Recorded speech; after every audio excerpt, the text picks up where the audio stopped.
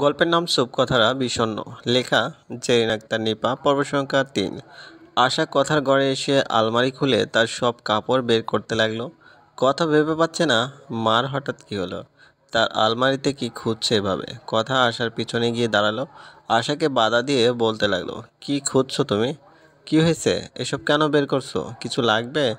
কি খুঁজছো আমাকে বলো, আমি বের করে দিচ্ছি। এত কথা বলিস কেন তুই? একটু চুপ থাকতে পারিস না?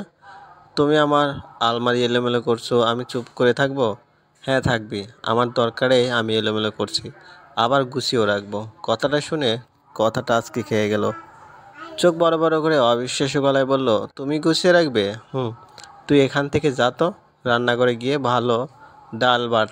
মধু আছে ঘরে? ডাল, মধু, হলুদ মুখে লাগা, যা।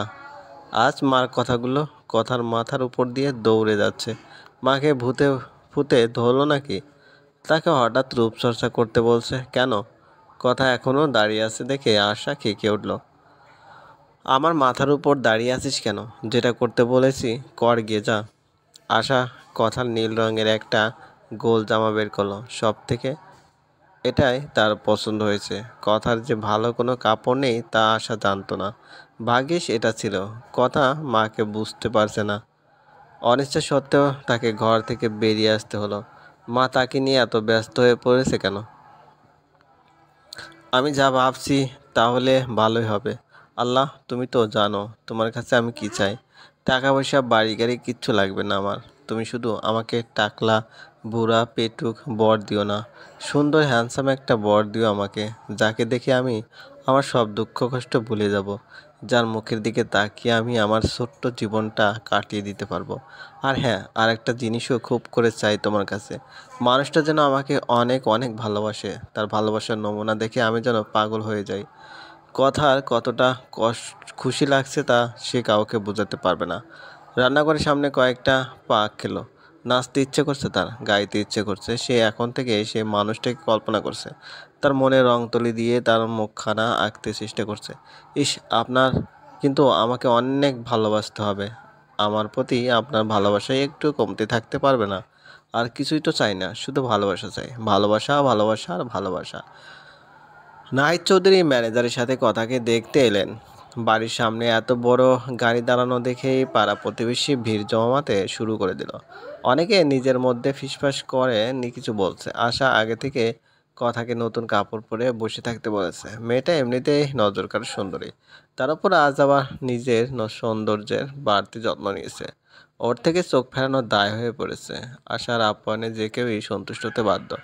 মুখে রস আছে ওনার। কথা নায়েব চৌধুরীর সামনে চা নিয়ে এলো। মেয়েটাকে ছবির থেকে বাস্তবে বেশি ভালো দেখায়, যেন সদ্য ফোটা এক তাজা গোলাপ, যার শোভা চারদিকে ছড়িয়ে পড়েছে।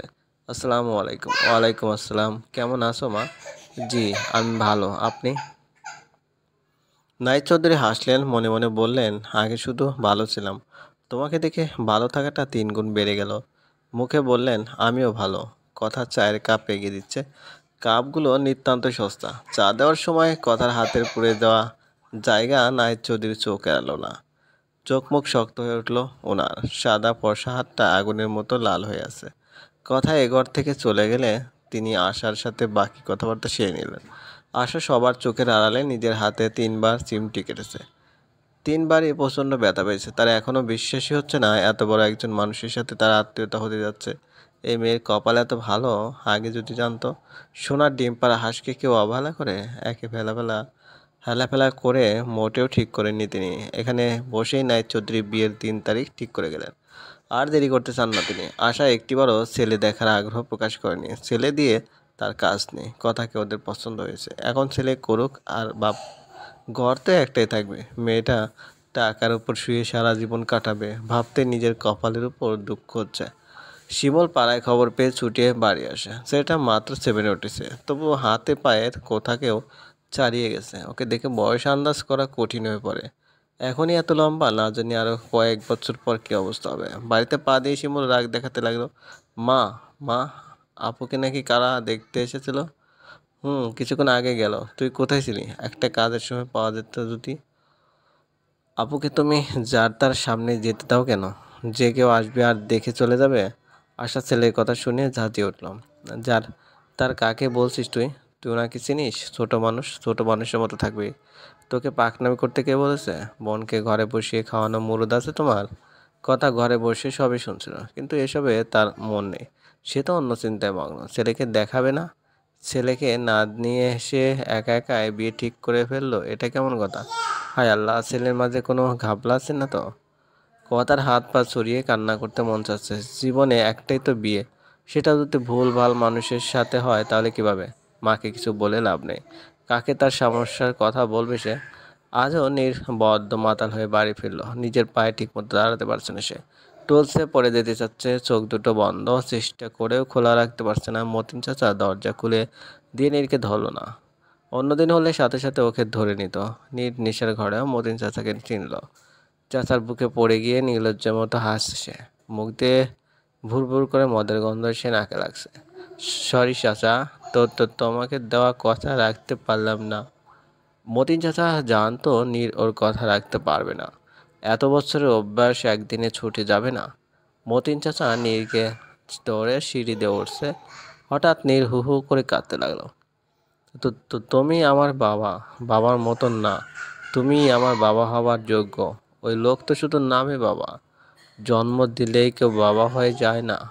আমিও তো এমন কয়েক ডজন সন্তান জন্ম দিতে পারবো। তাতে কি আমি? চুপ করো, তুমি অনেক ভালো মানুষ, তোমাকে একটা চুমু খাই। অনুমতি দেওয়ার জন্য দেরি করলো না নীর। চট করে মতিন চাচা গালে চুমু খেয়ে নিল। মাতালের কাজ কারবার কিছু বোঝা যায় না। এই হাসে তো এই কাঁদে। তোমার বড় সাহেব একটা চোর, ঠকবাজ, জোচ্চোর, একটা ভণ্ড। উনি তোমার বাবা না? নো নেবার, আমার কোনো বাবা নেই। নীর নেশার ঘোরে আরও অনেক কিছু বলে যাচ্ছে। মতিন চাচা ওকে ঘরে এনে নরম তুলতুলে বিছানায় শুয়ে দিল। নীরের কথা বলা এখনো বন্ধ হচ্ছে না। মতিন চাচা ওকে দেখে বলল, এত আরামাইশ পাইয়াও বাপের গালি দাও, চোর জোচ্চোর ভণ্ড কও। এই মানুষটা না থাকলে এত সুখ কই পাইতা?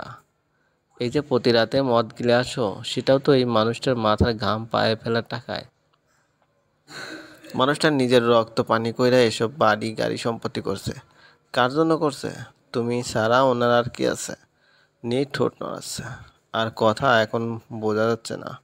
মতিন চাচা দীর্ঘশ্বাস ফেলে বাইরে থেকে দরজা লাগিয়ে দিল। নীরের চোখের কোণ গড়িয়ে টুপ করে এক ফোঁটা পানি বালিশে পড়ল। আমি ওই লোককে ঘৃণা করি। কী রে কথা? কি শুনছি? অত বড় ঘরের বউ হয়ে যাবি, তখন তো আর আমাদের চিনবি না। সোহান ভাইয়ের উস্কানিতেও কথা আজ খেপল না। মন ভালো নেই তার, রাতে ঘুম হয়নি, একটা চিন্তায় মাথায় ঘুরপাক খাচ্ছে। মানুষটা কেমন হবে? না দেখে বিয়ে করা ঠিক হবে?